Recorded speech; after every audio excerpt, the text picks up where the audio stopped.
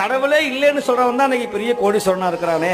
நீங்க கடவுள் கடவுள்னு கும்பிடுறமே, நாங்க சாப்பாட்டுக்கே வழி இல்லாம இருக்கிறோமே. நான் இல்லைன்னு சொல்லல, இது உண்மைதான். ஆனால் அந்த கால நிர்ணயம்னு ஒண்ணு இருக்கு, கால நீதி தத்துவம்னு ஒண்ணு இருக்கு. நீ கடவுளை கும்பிட்டாலும் பிச்சை தான் எடுக்கணும், கடவுளை கும்பிடாம இருந்தாலும் பிச்சை தான் எடுக்கணும். கடவுளை கும்பிட்டாலும் நீ பணக்காரனாவ, கும்பிட வந்தாலும் பணக்காரனாவ. அவரவர் வினைவழி அவரவர் அனுபவம், அவரவர் வினைவழி அவரவர் வந்தனர், எவரவருக்கு உதவினர் எவரவருக்கு உதவினர். கடவுள் ஆட விடுவார் முன்னாடி. அப்பா